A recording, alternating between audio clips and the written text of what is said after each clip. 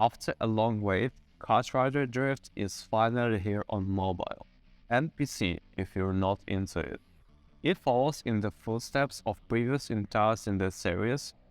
That is, it tries to imitate Mario Kart as aggressively as possible.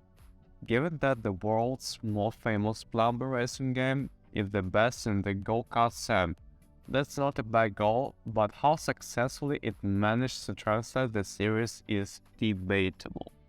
Overall, there are things the KartRider Drift does very well, maybe even better, and a lot that it does wrong. It's perhaps unfair to Mario Kart, whose last proper entry is now almost a decade ago, but KartRider Drift is easily the better looking of the two.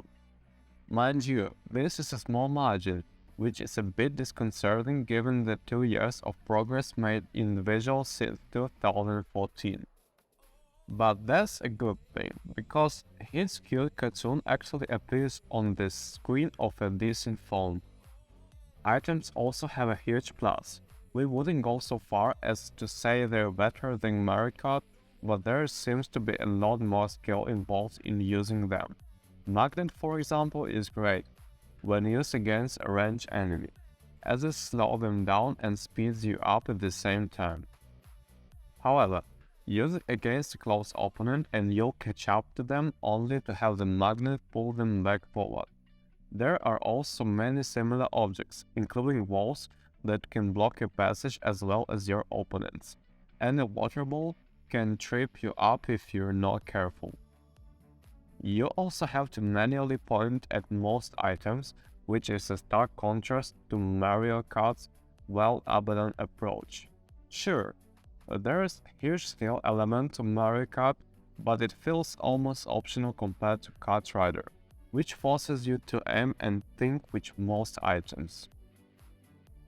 Finally, a greater variety of models is offered. You have an item that is classic MK, along with a speed that removes items, a license that is mostly graded, and a timed attack that does what it says on the tin. In addition, there is a special race that allows you to choose any of the modes and maps, and allows you to invite friends or use the AI if you just want to practice. This selection of cards and characters should be noted separately. Mario Kart also has tons of unlockable characters and cards, but each one has a set of characteristics that change how you play. KartRider Drift does without this in favor of equal stats for all characters and cards.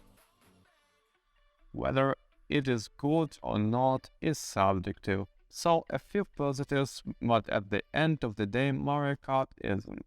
The worst feature of the game is definitely the map design, which is far from Nintendo's best. It's even worse than Mario Kart Show's offerings, though it suffers from similar pitfalls.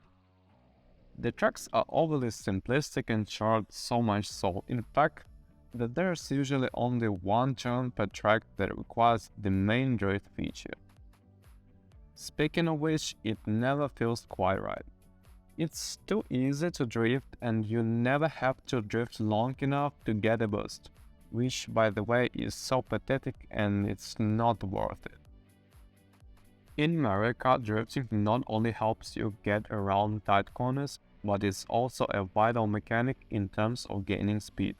Here it can help you get around corners with ease, but the speed gain from drifting is so minimal that you should avoid losing speed from drifting. You could forgive the above if KartRider Drift was mobile only, as the touch controls really make complex maneuvers difficult, but it's also available on PC and soon on PlayStation.